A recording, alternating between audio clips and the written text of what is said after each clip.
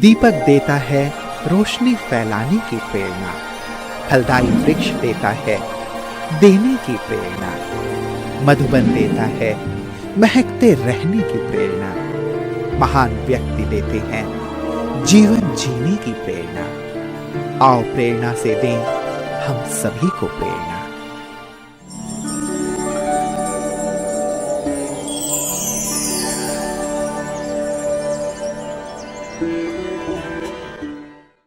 पानीपत हरियाणा राज्य की एक ऐतिहासिक एवं औद्योगिक नगरी है। पानीपत में सन 1526, 1556 और 1761 में 3 महत्वपूर्ण युद्ध लड़े गए। यह तीनों युद्ध मुसलमान, अफगान एवं मराठों के बीच हुए। पानीपत ओल्ड हाउसिंग बोर्ड के ब्रह्मा कुमारीज ईश्वरीय विश्वविद्यालय की मुख्य संचालिका है आदरणीय राजयोगिनी कविता दीदी जी। आपका जन्म 1969 में हरियाणा राज्य के पानीपत जिले के उरलाना गांव में हुआ। बचपन से आप आध्यात्मिकता एवं पढ़ाई में विशेष रुचि रखते थे। आप गंभीरता, शांति, मर्यादा, प्रशासन कला आदि गुणों से भरपूर है। सत्य की खोज में आपको 1983 में उरलाना से ईश्वरीय ज्ञान की प्राप्ति हुई। आपने पहली बार 1987 में संस्था के मुख्यालय माउंट आबू में अव्यक्त बाप दादा से ईश्वरीय मिलन मनाया। परमात्मा से प्रेरणा प्राप्त कर 1990 से आपने अपना जीवन ईश्वरीय सेवा में समर्पित किया। तब से उरलाना, सफीदो आदि स्थानों में ईश्वरीय सेवाएं प्रदान कर 1999 से सुखदेव नगर में स्थायी रूप से आप ईश्वरीय सेवाएं प्रदान कर रही है। जन जन को ईश्वरीय संदेश देते हुए आपने अनेक कार्यक्रमों का आयोजन किया।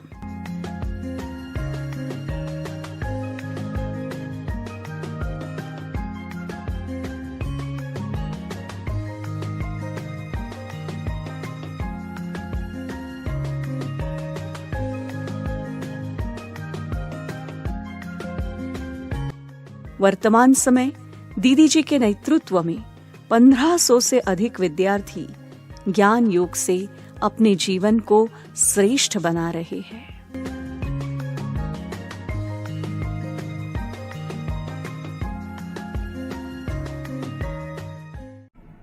मेरा जन्म एक गांव में हुआ और एक बहुत सात्विक भक्ति भावना वाले परिवार में हुआ, जिस परिवार में प्रभु चिंतन सदा ही होता था और सत्संग सुनना, शास्त्र पढ़ना ये उनके जीवन का ध्येय था।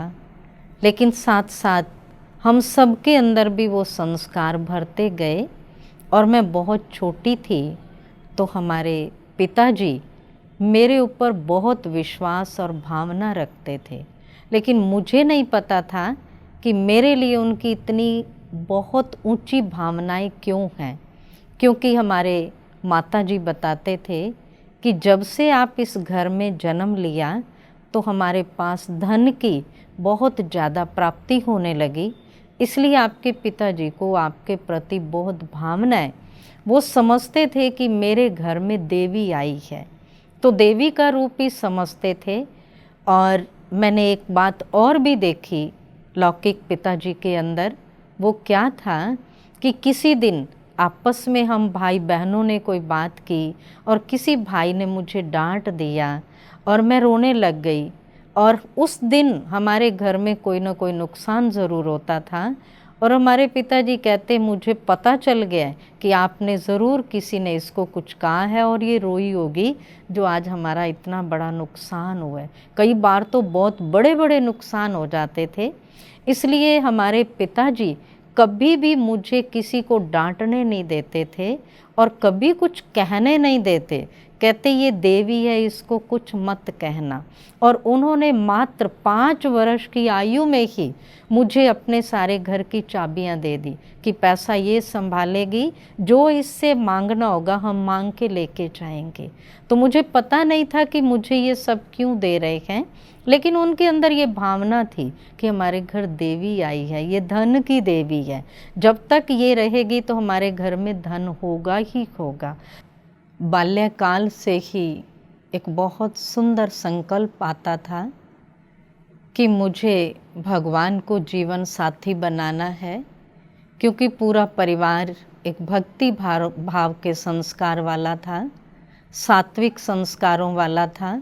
सुबह उठ के पूजा करना, ज्ञान सुनना, मंदिर जाना, तो बच्चों के भी वही संस्कार बनते गए। हम भी रोज़ सुबह उठ के अच्छी रीति पूजा करते, भगवान को याद करते, रामायण पढ़ना, गीता पढ़ना, ये हमारे एक लौकिक परिवार का बहुत अच्छा संकल्प था, जिसको देख देख के अंदर ये आता था कि सच में वो परमात्मा कौन है, उसको अपना सच्चा साथी बनाया जाए। तो करते करते एक दिन रामायण पढ़ते हुए एक उसके अंदर शब्द पढ़ा। उसमें क्या लिखा था कि शिव द्रोही मम भगत कहावा, वो नर मुझे हृदय नहीं भावा। तो ये श्लोक पढ़ने के बाद मन के अंदर और उथल पुथल ज़्यादा होने लगी कि भगवान आखिर है कौन। तो बहुत सन्यासी, गुरु, ऋषि, मुनि जो भी मिलते थे, तो मेरा बस एक ही क्वेश्चन होता था, इन सब में से बड़ा भगवान है कौन। तो सब ये कहते थे छोटा मुख और बड़ी बातें, आप बहुत छोटे हो, अभी ऐसी बातें मत करो, आप सिर्फ भगवान को याद करो। परंतु मेरे अंदर ये संकल्प दिनों दिन बढ़ता जा रहा था। जो मिलता उसको यही कहती कि मुझे ये बताओ सबसे बड़ा भगवान कौन। कई गुरुओं को देखा, ऋषि मुनियों को देखा, गीता पढ़ी, रामायण पढ़ते, सब खोज यही रहती थी, बड़ा कौन। जब रामायण के अंदर ये श्लोक पढ़ा तो उसके बाद फिर थोड़ा सा एक ख्याल आया कि क्यों ना इन व्यक्तियों से पूछने की बजाय भगवान से ही पूछा जाए। तो मैंने शिव मंदिर में जा कर के वहाँ एक संकल्प किया कि भगवान, अगर तू सत्य भगवान है और कौन भगवान है, मुझे ये खुद बताओ। मैं उसके लिए एक दृढ़ संकल्प करती हूँ कि मैं 1 वर्ष तक हर सोमवार को जल चढ़ाऊँगी और व्रत रखूँगी। तो सच में ही मेरी वो आवाज़ शायद भगवान ने सुनी। अभी कुछ ही समय हुआ था मुझे जल चढ़ाते हुए। तो एक दिन क्या हुआ कि मुझे ऐसा साक्षात्कार हुआ कि कोई सफ़ेद पोषधारी बुजुर्ग व्यक्ति आया है और मेरे हाथ से वो लोटा उन्होंने लिया और मुझे कहा कि तेरा संकल्प पूरा करने वाला इस धरा पर आ चुका है। तो जैसे ये मैंने आवाज़ सुनी तो अंदर गदगद हो गया कि सच में वो आ चुका है और वो कहाँ है। फिर इसकी खोज जारी की कि वो कहाँ है, कैसे मिलेगा। वो बुजुर्ग व्यक्ति तो चला गया ये बात कह के, लेकिन वो मिलेगा कैसे और कहाँ मिलेगा ये नहीं पता चला।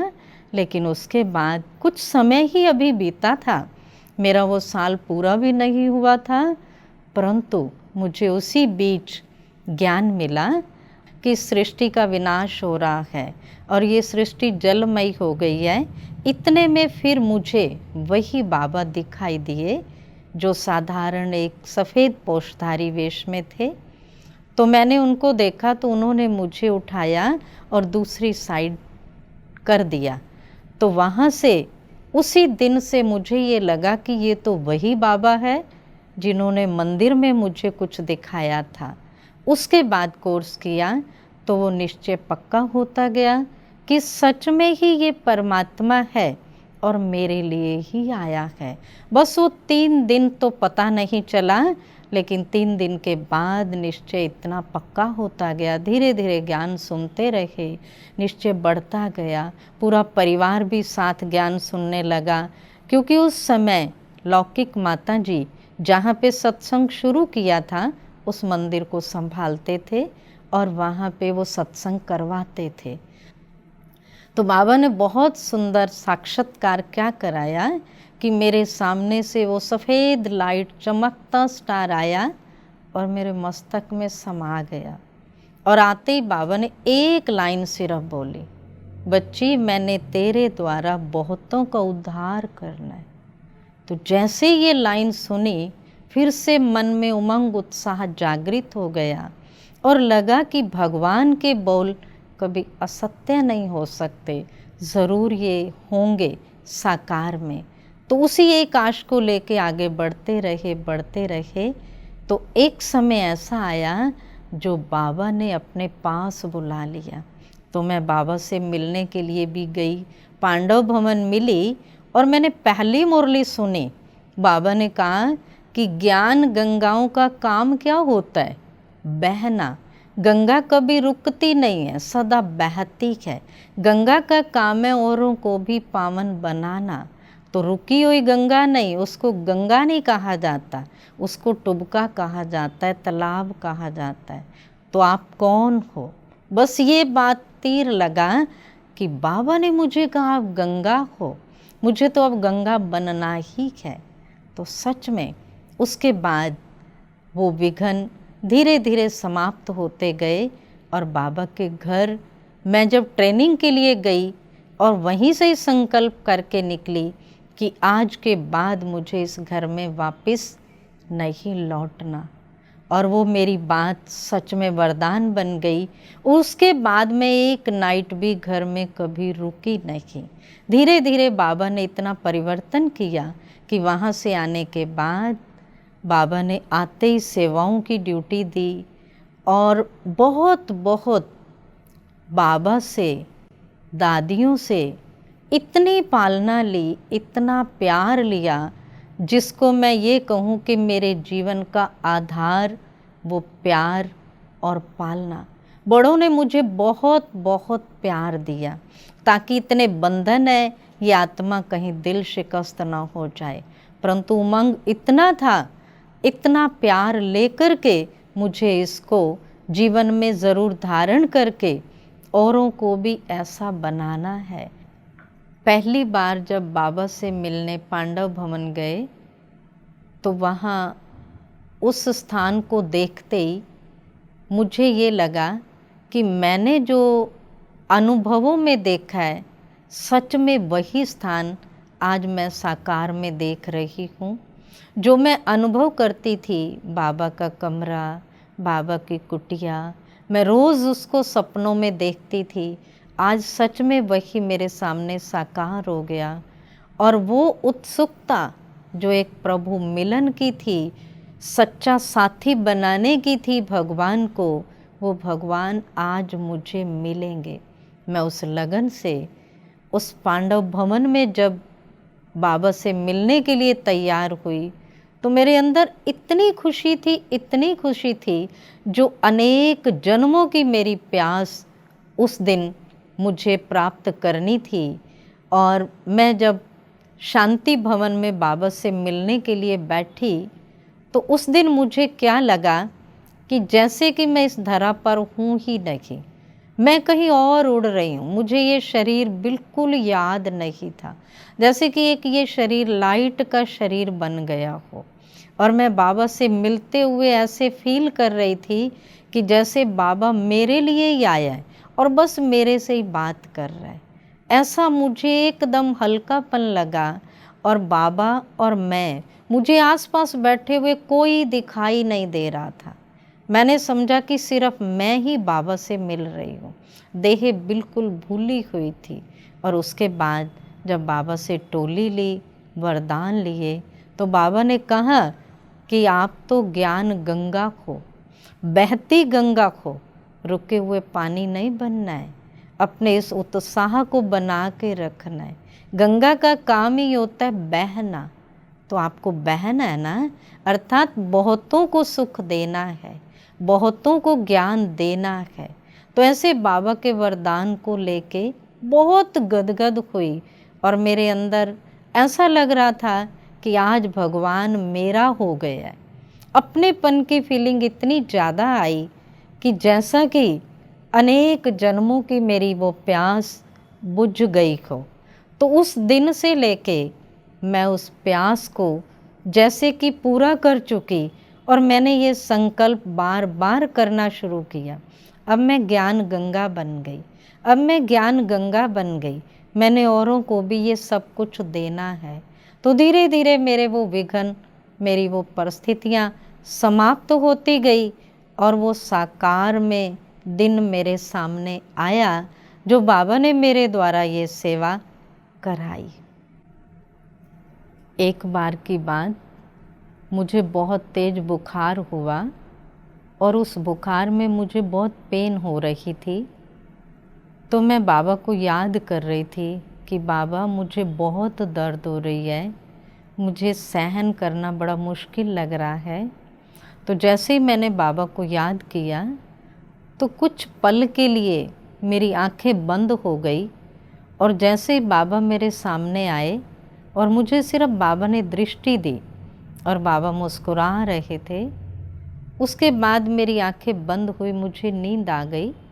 थोड़ी देर के बाद जैसे नींद खुली तो मैंने क्या पाया कि मेरा वो बुखार जो इतने दिनों से चल रहा था, ठीक नहीं हो रहा था, बहुत दवाइयाँ लेने के बावजूद भी मेरे वो थोड़े पल ऐसे थे कि जैसे बाबा मेरे को बिल्कुल ठीक करके चले गए। उसके बाद जैसे बुखार चेक किया, ना तो मुझे बुखार था और ना ही मेरे शरीर में कोई पेन हो रहा था। तो मुझे लगा कि सच में बाबा ने आके मुझे ऐसी पावरफुल दृष्टि दी है जिससे बाबा ने मेरे इस दुख को हर लिया। ऐसा कितनी बार मैंने ये अनुभव किया, जब जब कोई भी परिस्थिति में मैंने बाबा को बुलाया, बाबा मुझे ऐसा फील कराते थे कि बच्ची मैं सदा तेरे साथ हूँ। और सदा साथ बाबा ने हर पल मेरा दिया है। कितनी भी बड़ी परिस्थिति होती थी, मैं कहती थी बाबा बस मेरे तो आप ही हो, एक ही हो, मैंने कभी दूसरे को नहीं बुलाया, इसलिए बाबा ये कार्य आपको करना है। तो बाबा उस कार्य को बहुत सहज करवा देते और इतना सहज हो जाता था, सब कहते कि आपने ये कार्य कैसे कर लिया, बहुत मुश्किल था। लेकिन मैं सदा ही ये कहती कि बाबा ने किया है, मैंने नहीं किया। एक बार की बात, मैं कहीं भाषण के लिए गई और उस दिन मुझे ऐसा लग रहा था कि आज मेरी बहुत तबीयत ख़राब है और इतना बड़ा प्रोग्राम है, मेरे से बोला भी नहीं जाएगा और मैं वहाँ बैठ भी नहीं पाऊँगी। तो मैंने बाबा के घर से जाते हुए बाबा को कहा, अच्छा बाबा मैं चल तो रही हूँ लेकिन बाबा सब कुछ करना आपने है, मैं तो सिर्फ एक निमित्त जाके बैठ जाऊँगी, बाबा मेरा शरीर बिल्कुल अलाउ नहीं कर रहा। तो सच बाबा ने उस बात को जैसे कि पूर्ण रीति से स्वीकार किया और जैसे ही मैं जाके बैठी स्टेज पे और मेरी कहाँ वो दर्द, कहाँ तबीयत खराब, क्या था, मैं बिल्कुल भूल गई। और जैसे ही मैंने उसके बाद बोला, तो बोलने के बाद जब मैं स्टेज से उतर के आई तो मेरे को बहुत सारी बहनों ने ये कहा, भाइयों ने कहा कि दीदी आप तो कह रहे थे तबीयत खराब है और जो आज आपने बोला है वो शायद आपने कभी नहीं बोला। तो मेरे दिल से इतना शुक्रिया निकला और मैंने यही कहा, वो मैंने नहीं बोला, वो किसने बोला है, बाबा ने बोला है। ऐसी ऐसी मदद मुझे बाबा की बहुत बार मिलती थी। मैं जो भी दिल की बात होती बाबा को सुनाती और बाबा मेरा हर कर्म जैसे कि खुद कर रहा है। आज भी मैं मधुबन पांडव भवन में जाती हूँ तो मैं बहुत सारी चीज़ें जब देखती हूँ तो मुझे ये लगता है कि ये सब मैं पिछले जन्म में भी देख के गई हूँ। मुझे वो पिछले कई सीन भी याद आते और मुझे ऐसा लगता है कि मैं पिछले जन्म में बाबा के साथ यहाँ थी और मैंने ये कुछ किया, मैंने ऐसे बाबा से बात की। मुझे साकार बाबा से आज भी ऐसी भाषण आती है जैसे कि मैंने साकार में बाबा से बहुत पालना लिए। हालांकि मैंने इस जन्म में साकार पालना नहीं ली, ना मैंने बाबा को देखा, परंतु मुझे आज फीलिंग वो आती है कि मैं साकार बाबा के टाइम पे थी, मैंने बहुत पालना ली और आज भी बाबा मुझे वैसी ही पालना दे रहे हैं। लौकिक में हमारे माताजी ज्ञान में चलते थे और हम 3 बहनें वो भी ज्ञान में चलती। तीनों का जीवन प्रभु अर्पण हुआ। तो बीच वाली जो बहन थी वो अभी सेंटर पर नहीं आई थी, लेकिन मनोहर दादी जी जब आए तो उनके सामने जब वो आए तो लौकिक माता जी आए, उन्होंने कहा कि आज दादी आए हुए हैं, आज मैं अपने इस संकल्प को पूरा करती हूँ, क्योंकि लौकिक में बीच वाली जो थी उसको विघ्न ज़्यादा आए और वो बाद में सेंटर पे आई। तो दादी जी के हाथों में हाथ दिया और कहा, दादी मैं आज ये आपको दे रही हूँ, आज से मेरे मन का बोझ खत्म और मेरा ये संकल्प पूरा हो गया। तो दादी के हाथों में हाथ दे के तो दादी जी तो चले गए, लेकिन उसके बाद वो घर गए और 1 दिन के बाद ही उन्होंने शरीर छोड़ा और उधर दादी जी मधुबन पहुँचे। तो जैसे ही दादी जी को ये सूचना मिली कि दया माता ने शरीर छोड़ दिया है और दादी जी ने मधुबन शांतिवन में ये बात सभा में सुनाई कि देखो कमाल उन पुरानी माताओं की है, अपने मन का संकल्प जो था पूरा करते ही उस आत्मा ने कैसे शरीर छोड़ दिया। तो लौकिक बहनों का भी जीवन कैसे बाबा ने सरेंडर कराया और जाते जाते वो माता सरेंडर करके गई बच्ची को भी। तो तीनों ही बहनें बाबा के यज्ञ में समर्पित हैं। एक बहुत बड़ी ये बात कहूँ कि जो बाबा ने एक विचित्र सीन हम सबको दिखाया, क्योंकि लौकिक में जब हम ज्ञान में आए तो उस समय हमें बंधन बहुत ज़्यादा थे। पूरे गांव वालों ने इतने बंधन डाले, जिन बंधनों को देख के कोई भी ये नहीं कहता था कि आपके बंधन छूट जाएंगे। ये बंधन इतने कड़े थे कि पूरा गांव एक साइड में था, परंतु हमारे अंदर ये दृढ़ता थी कि कुछ भी हो जाए बाबा के हैं और बाबा के ही रहेंगे। इस दृढ़ संकल्प ने हम सबको विजयी बनाया। लेकिन एक चमत्कार बाबा ने क्या किया कि जहाँ इतने बंधन, लोग इतना अपोजिट हो गए थे और हम इतनी मेहनत से वहाँ से निकल रहे थे, लेकिन बाबा ने वो किया जो सच में ही हमारे भी उस देह के नाते को कैसे तोड़ना है और कैसे उनका उद्धार करना है। बाबा ने वो दिखाया कि जहाँ से आप बंधनों से निकले हो, जो लोग आपको गालियाँ देते थे, जो लोग आपके मार्ग में विघ्न रूप बनते थे, आपको उन्हीं का ही कल्याण करना है। तो सच में वहीं पे ही बाबा ने सेवा के लिए भेजा। और मैंने एक बहुत बड़ा चमत्कार भी देखा कि जो लोग इतने विघ्न डालने वाले थे, कल विघ्न डाल रहे थे और आज वो आके झुक रहे हैं, आज वो हमें दीदी बोल रहे हैं। मुझे इतना लगता था कि बाबा कल ये क्या थे और आज ये क्या, इतना झुकते, इतना निर्माण होके बात करते, कहते कि देखो हमने कितने बड़े पाप किए जो आपके लिए हमने विघ्न पैदा किए और आप तो विजयी बन गई, सच्ची देवियाँ तो आप हो ना। उन लोगों के मुख से ये बातें जब हम सुनते थे, हमारे सामने आके कहते कि हमने आप पर बहुत अत्याचार करवाए, हमने बहुत विघ्न डाले, हमें माफ़ करना, हमने बहुत पाप किए हैं। तो सच में ऐसा जब उनका सुनते थे तो हम सोचते थे कि ये सब करने वाला कौन, सर्वशक्तिवान शिव बाबा की कमाल है जो ऐसी आत्माओं को बाबा ने झुका के दिखाया। और बाबा ने वहीं सेवा के लिए रखा कि इनका पहले उद्धार करना है, फिर कहीं और जाना है।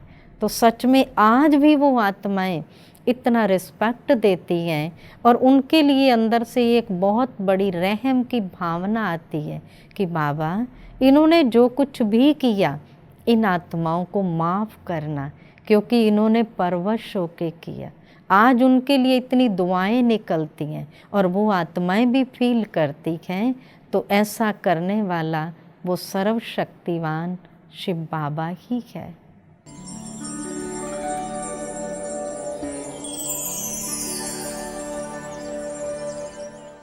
दीदी जी के रूप में हमने दादियों को, बाबा मम्मा को अनुभव किया।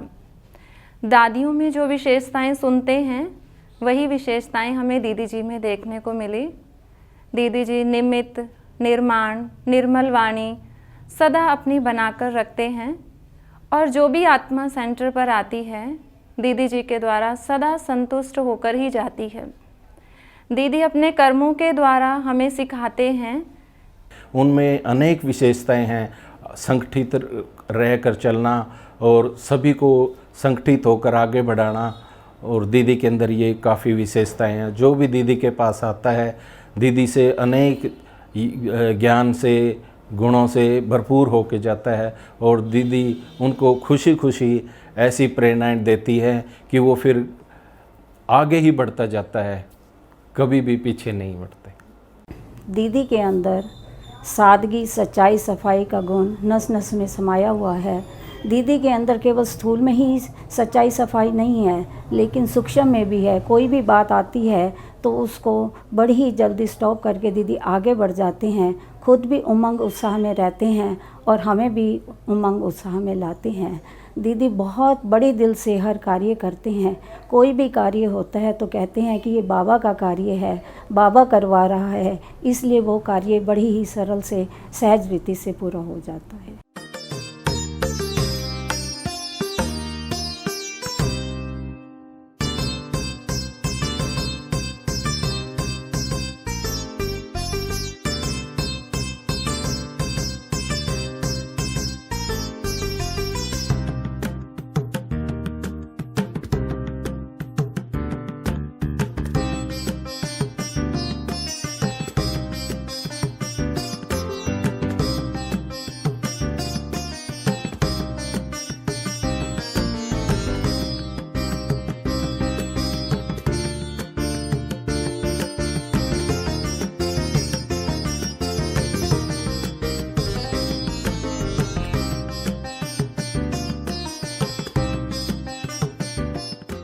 दीदी का स्वभाव बहुत ही सहज और सरल है। हम दीदी से अपने दिल की बात ऐसे सहज तरीके से कर लेते हैं जैसे कि किसी फ्रेंड से कर रहे हों। जो बात हम घर में भी किसी से नहीं कर पाते वो हम दीदी से शेयर कर लेते हैं। लेकिन दीदी साथ साथ में नियम और मर्यादाओं में बहुत स्ट्रिक्ट भी हैं। वो हम खुद भी डिसिप्लिन में रहते हैं और हमें भी डिसिप्लिन में रहना सिखाते हैं। और दीदी की जो सबसे अच्छी बात मुझे लगती है वो उनकी सफाई और एक्यूरेसी। दीदी हर काम को, चाहे वो छोटा हो चाहे बड़ा हो, बहुत ही एक्यूरेसी से करते हैं।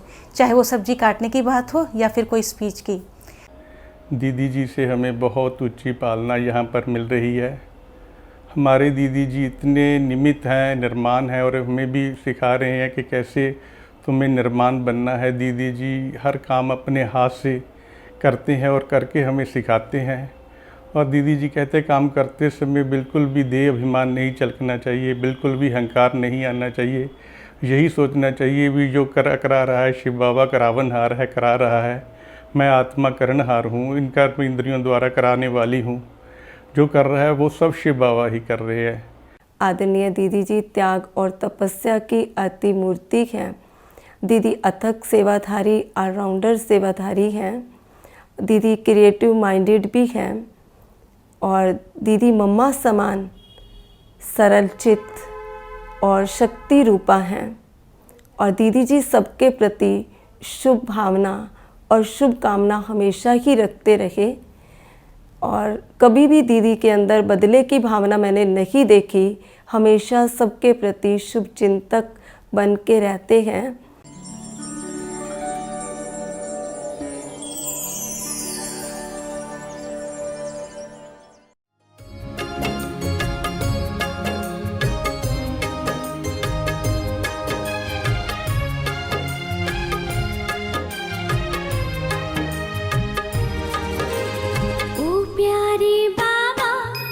तुझ पर मैं फिदा, ओ प्यारे बाबा।